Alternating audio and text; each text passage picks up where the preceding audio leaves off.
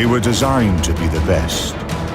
They met enemies face to face, endured tragedies and enjoyed victories. They went down in history due to the bravery of their crews. They are the ships that deserve to be called naval legends.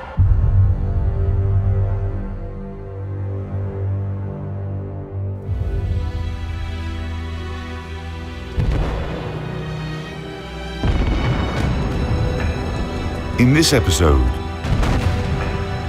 watch YAMATO, Life and Death of the Legendary Battleship.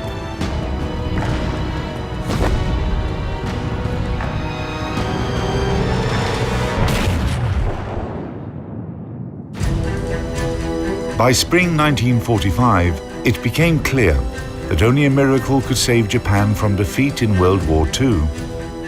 The land of the rising sun had lost virtually all its naval and air forces, and US troops were already landing on the Japanese islands.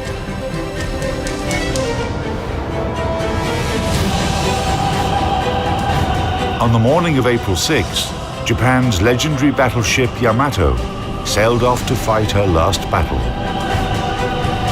The last bit of hope the Japanese possessed rested with this steel giant, the largest and most powerful battleship of the time.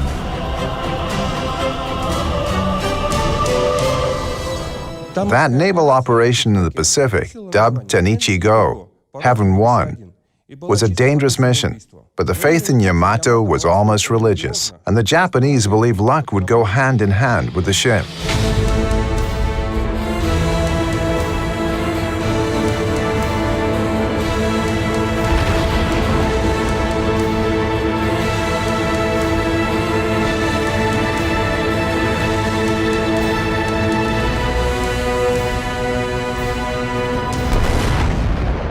The history of battleship Yamato began 10 years before the ship's legendary last mission. In October 1935, Japanese engineers put together a first draft of the famous naval giant. Unlike the Americans, whose ships were limited to a size that could pass through the Panama Canal, nothing restricted the Japanese from building ships of a large size and displacement and arming them as heavily as possible. Japanese designers set out to make battleships powerful enough to outmatch all existing foreign counterparts and any ships that would be built in the upcoming years. The production facilities behind me were the Kure Naval Arsenal in those days. Its dockyard saw the birth of battleship Yamato. Her keel was laid in 1937 and the ship was completed in 1941. Yamato was the heaviest battleship in the world. Back then, the total construction expenses amounted to 130 million yen. That would be over 1 trillion yen, $8 billion in today's prices. Initially, Japan planned to build a total of 4 Yamato-class ships. However, the Pacific War began, and after completing the second ship, Musashi, Japan stopped building the third ship, Shinano, and never started the fourth one. Eventually, Shinano was converted to an aircraft carrier.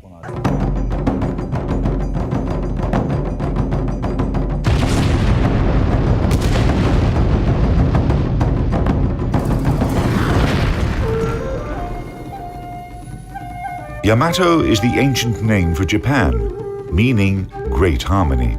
Strict secrecy was maintained throughout her construction. A high fence of mats surrounded the dockyard.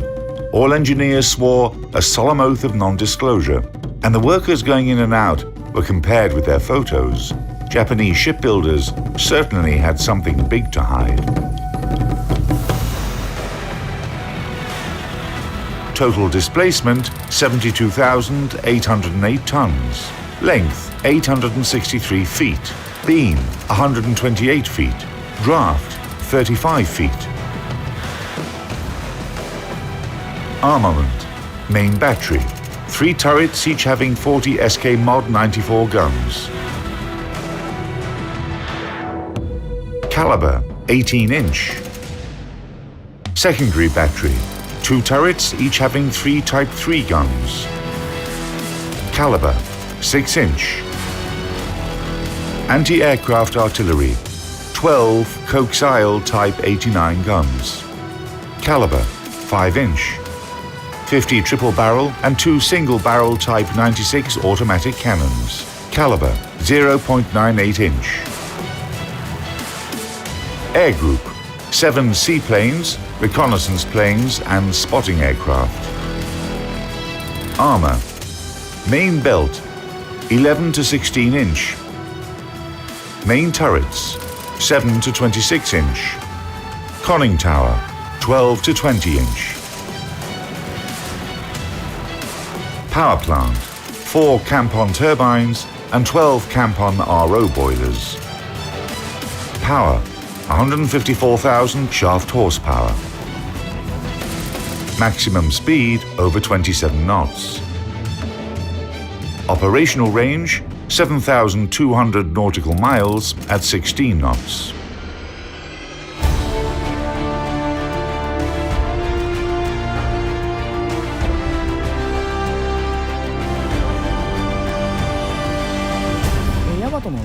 Yamato's key features are her main turrets, each having 3 18-inch guns. The guns could fire shells weighing almost 1.5 tons with a muzzle speed of 2,600 feet per second. A gun turret, including the barbette, weighed 3,000 tons.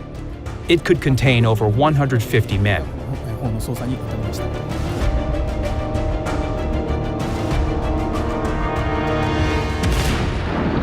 Yamato's main turrets were guided by a fire control system consisting of a director that provided parameters of fire, rangefinders, and electromechanical calculators, a form of early computers. It was a state-of-the-art system for the time. Lack of fire control radars for engaging surface targets was compensated for by top-notch grouping of salvos. This gave the Japanese firing capability on par with that of the world's leading navies. The ship's secondary battery consisted of 2 turrets, each having 3 6-inch guns. The guns featured excellent ballistic characteristics and could penetrate the armor of a typical cruiser. However, their rate of fire was pretty low. When commissioned, Yamato had 6 coaxial 5-inch anti-aircraft guns for long-range engagement, plus short-range anti-aircraft artillery consisted of 8 triple-barrel 0.9-inch cannons. The number of the AA guns was constantly built up during the war. The 5-inch anti-aircraft guns and the 0.98-inch guns had different ranges of fire. So if an enemy aircraft flew into this gap, neither of the guns was able to effectively intercept it. Furthermore, the 5-inch guns had relatively low traverse speed and poor elevation and depression characteristics, while the 0.98-inch guns failed to fire at the declared rate of 14 rounds per minute if the elevation was high or low.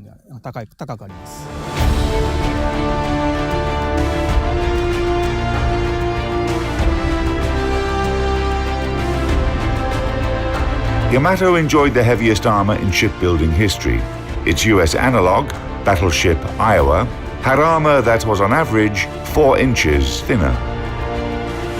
The armor belt of the Japanese Giant formed a citadel that covered slightly over half of her waterline length. The most protected part was the ship's conning tower. The weapon systems became literally giant. The Japanese built a super battleship that was like 10 or 15 others put together. But the problem was that it did not pay off. You can build one Yamato-class battleship, but she would still be destroyed when facing 2, 3, or 10 US battleships. There are still such characteristics as mobility, quantity, quality, salvos per side.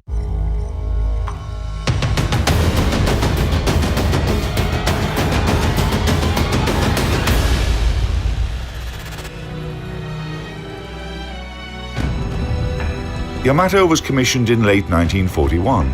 In her first mission, the Battle of Midway, Yamato served as the flagship of the Japanese combined fleet. During the battle, on June 4 through 6, 1942, Yamato did not fire a single shot and was used only as an HQ ship. The Japanese military command was definitely saving their two best battleships for an upcoming major battle against the US fleet. As a result, Japanese seamen started to feel disappointed with their flagship. They even made up a saying that the world's three most useless things were China's Great Wall, the Egyptian pyramids, and the battleship Yamato. It was not until autumn 1944 that the Japanese naval giant fought its first real battle. Together with her sister ship Musashi, Yamato attacked US landing craft near the island of Leyte.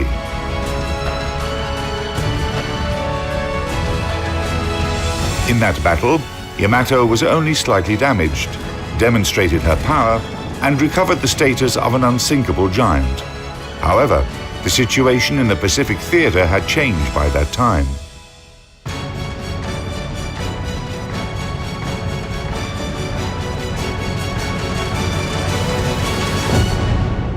Progress in military technology basically follows the laws of philosophy. When making a new weapon system, designers in the military usually seek to enhance its specifications, bigger caliber, thicker armor, etc. Then they come to a dead end, where they are no longer developing the Navy, but improving a separate weapon type within the existing limits. A radical change is carrier-borne aviation, and later, missile systems. But Yamato is the peak in the construction of battleships. It is not about progress, it is about reaching the peak.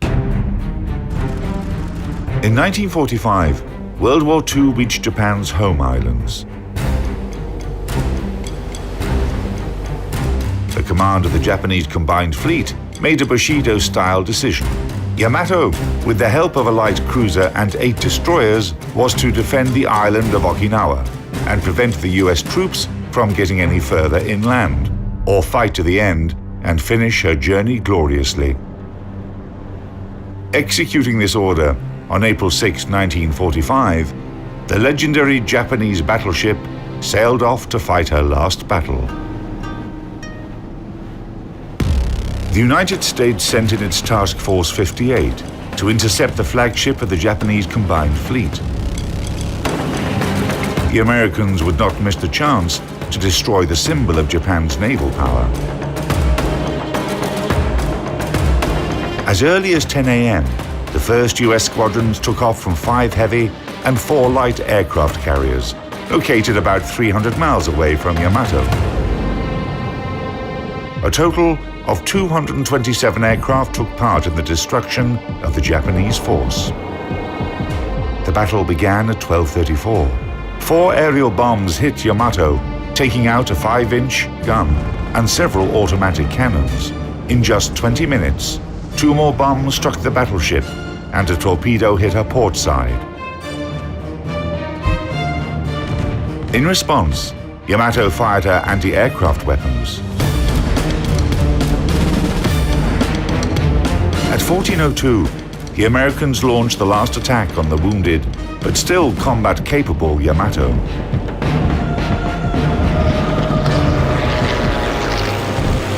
It was a demonstrative execution. 4 torpedoes, 3 to the port side and 1 to the starboard side, destroyed the ship's damage control center. Yamato stopped moving and started listing to port more and more every minute. And when this huge ship capsized, a monstrous explosion erupted. The pride and hope of the Japanese fleet went under.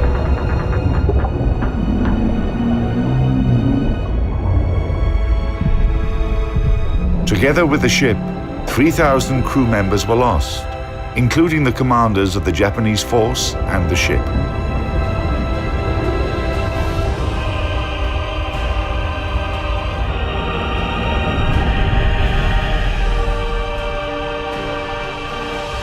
For the Japanese, Yamato still remains a symbol of the nation's might that fell in battle like a true samurai. The city where the legendary battleship was built opened a museum, whose centerpiece is an 85-foot model of Yamato.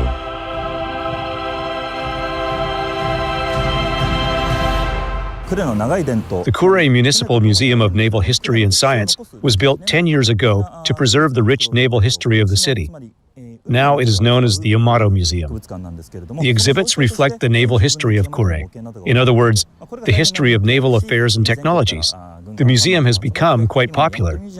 Fans of battleships come here from all over the country. However, we should remember that it was originally dedicated to all kinds of shipbuilding. The violent explosion that finished the destruction of Yamato was caused by the detonation of her main battery magazines. However, there is plenty of debate about the reason for that tremendous explosion. The answer is probably hidden on the bottom of the ocean. So far, researchers have been unable to lift what is left from the giant battleship.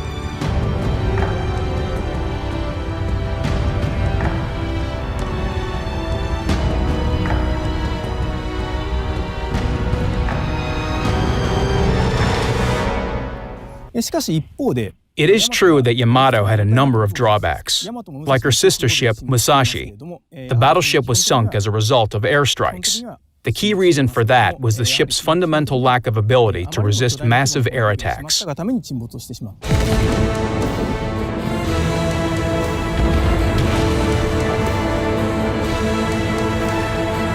Yamato remains the largest and most powerful battleship in history. For every person who takes interest in the history of military ships, Yamato embodies military might. Born to terrify and crush enemies, this formidable steel giant managed to glorify her name even as she was defeated. She represented a pinnacle in large battleship design, one that will probably never be surpassed, and in that sense, Yamato will always remain a symbol and a legend.